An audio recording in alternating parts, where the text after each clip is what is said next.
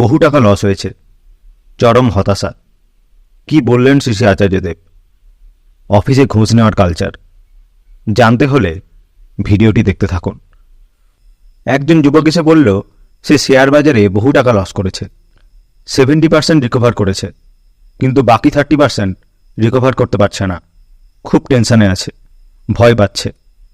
শ্রী শ্রী আচার্যদেব বললেন, ওই যে ভয় পাচ্ছিস, হবে কি হবে না, ওই জন্যই হচ্ছে না। ভয় তো আসে অজানা বিষয় থেকে। পথ চলতে গিয়ে সামনে যেটা আসে সেটা প্রতিকূলতা। কঠিন পরিস্থিতিটাকে যদি তুই ভাবিস আমি এটা অতিক্রম করব, তাহলেই দেখবি যে গোটা গল্পটা তরবরিয়ে এগিয়ে যাবে, ক্লান্ত হবি না। কঠিন অবস্থা দেখলে ভয় পাবি না, মনে ভাববি যে এটা আমাকে পার করতে হবে। নিজের উপর আস্থা রাখবি, দেখবি যে সব ঠিক হয়ে যাচ্ছে। একটি মেয়ে এসে বলল, বহু বাধা আসছে, সময় খারাপ চলছে। শ্রী শ্রী আচার্যদেব বললেন, জীবন আছে তাই বাধা আছে। তোমাদের যে প্রতি মাসে ঋতুচক্র হয়, এটা কি বাধা নয়? আমাদের ছেলেদের প্রতিদিন দাড়ি কাটতে হয়, না হলে খোঁচা খোঁচা দাড়ি বেরোবে। আমাদের সবাইকে প্রতিদিন পায়খানা পেচ্ছাপে যেতে হয়, এগুলোও তো বাধা, এতেও তো সময় নষ্ট হয়। কিন্তু আমরা এগুলোকে আর বাধা ভাবি না। ভেবে নিয়েছি বেঁচে থাকতে গেলে এটা আমাদের প্রয়োজন। আর বাহ্যিক যে বাধাগুলো আসছে সেগুলোকে মেনে নিতে পারছি না প্রয়োজন বলে, তাই কষ্ট পাচ্ছি, ঘাবড়ে যাচ্ছি। কিছুক্ষণ বাদে অন্য একটি প্রসঙ্গক্রমে বললেন কয়েকজনকে, জীবনে যা কিছু করতে যাবি দেখবি প্রথমেই একটা বাধা এসে উপস্থিত হয়। সেটা শরীর খারাপ হতে পারে, মানসিক অসুবিধা হতে পারে, যাই হোক বাধা একটা আসেই। বাধাটা এসে এটাই দেখতে চায়, পরীক্ষা নিতে চায় তুমি এটা হওয়ার উপযুক্ত কিনা। ক্লাস 5 থেকে 6-এ উঠছে, অ্যানুয়াল পরীক্ষা এসে বাধা দিল। 6-এ ওঠার উপযুক্ত কিনা এটা দেখে নিল, উত্তীর্ণ হলেও 6-এ উঠে গেল। এটাই তো জীবনের গল্প। জীবনটা বাধাবিহীন নয়। তাই বাধাকে দেখলে যারা ঘাবড়ে যায় তারা কিন্তু আসলে জীবনের কোনো গল্পই বোঝেনি। তোমরা এখানে যারা আছো তাদের সবার জীবনে বাধা আসতে পারে, সববার, প্রত্যেক দিন, প্রতি মুহূর্তে এই বাধা অতিক্রম করে চলতে হবে। জীবন মানে হচ্ছে গতিশীলতা। গাড়ি যদি গতিশীল থাকে আর রাস্তায় যদি একটা বাম্প থাকে, সে কি দাঁড়িয়ে পড়বে বাম্পের সামনে? না, সেটা বাম্পটাকে উত্তীর্ণ করে যাবে। জীবনটাই হচ্ছে অগ্রগতি। কার জীবনে বাধা আসে না? যে মরে গেছে তার বাধা নেই, মৃতদেহের বাধা নেই।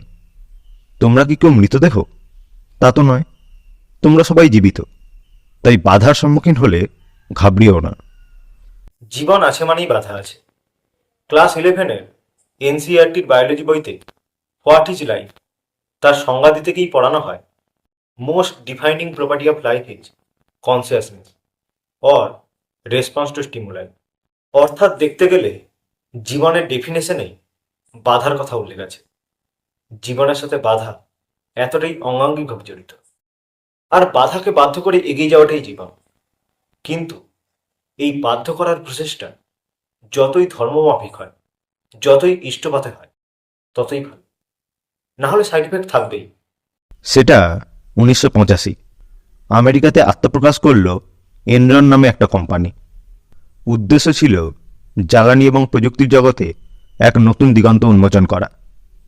অর্থনীতিতে অবদান, কর্মসংস্থান সৃষ্টি এবং শক্তির ভবিষ্যৎ গঠনের প্রত্যয়। এই সদিচ্ছাই এনরনকে দ্রুত সাফল্যের পথে নিয়ে যায়। প্রযুক্তি, অর্থনীতি এবং ব্যবস্থাপনায় এনরনের উদ্ভাবনী শক্তি তখন অনেকের কাছে অনুপ্রেরণা। মিডিয়াও প্রশংসায় পঞ্চমুখ। মনে হয়েছিল এই কোম্পানি এক নতুন যুগের পূর্বাভাস, কিন্তু বাস্তবতা ছিল অনেক জটিল। একটা সময় বহু কম্পিটিটর কোম্পানিও চলে আসে মার্কেটে, আর এনরন কোম্পানিতে লাভ কমতে থাকে। তার চেয়েও বড় বাধা, ইনভেস্টররা উচ্চ লাভের প্রত্যাশা করতে থাকে। শেয়ারের দাম ধরে রাখতে চাপ আসতে থাকে। এনরন কোম্পানি এই বাধা অতিক্রম করতে একের পর এক নিতে থাকে অধর্মমাখা ডিসিশন, হিসাবের জালিয়াতি, মিথ্যা অ্যাকাউন্টিং কৌশল এবং কৃত্রিম লাভ দেখানোর প্রতারণা। মার্ক টু মার্কেট অ্যাকাউন্টিং, অর্থাৎ ভবিষ্যতের অপ্রাপ্ত আয়কে তারা বর্তমানের লাভ হিসাবে দেখাতে শুরু করে দিল। এসপিই, অর্থাৎ স্পেশাল পারপাস এন্টিটিস ব্যবহার করে নিজেদের লোকসান অন্য ভুয়ো কোম্পানিতে লুকিয়ে রেখে রিপোর্ট দেখাতে শুরু করল। তখনকার বিখ্যাত অডিট ফার্ম আর্থার অ্যান্ডারসনকে দিয়ে তারা তাদের হিসাব ঠিক আছে বলে প্রমাণ দেওয়া করাতে লাগলো।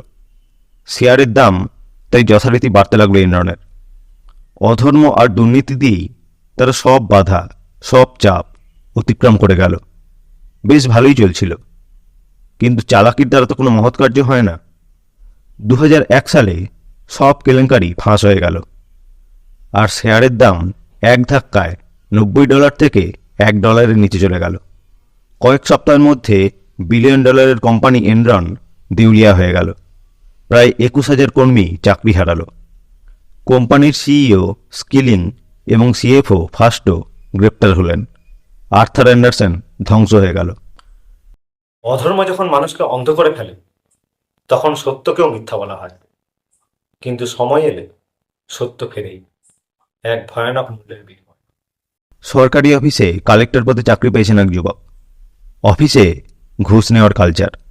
সেখানে কিছুদিন কাজ করার পর যুবকটি অসৎ উপায়ে অর্থ উপার্জন না করতে চাওয়ায় চারপাশে সহকর্মীদের থেকে নানাভাবে চাপের সম্মুখীন হচ্ছেন। এক্ষেত্রে তার করণীয় কি? শেষে আচার্যদেব বললেন, কালোর মধ্যে ঢুকলে সেই পাঁক তোমাকে কালোই করবে। তুমি কার জন্য ঢুকেছিলে, কে হাত ধরে তোমায় টেনে এনেছে, সে কথা কালো শুনবে না। ভেবে দেখো তুমি কি করবে। তুমি কি প্রবৃত্তির পথে যাবে, না ঠাকুরের দিকে যাবে?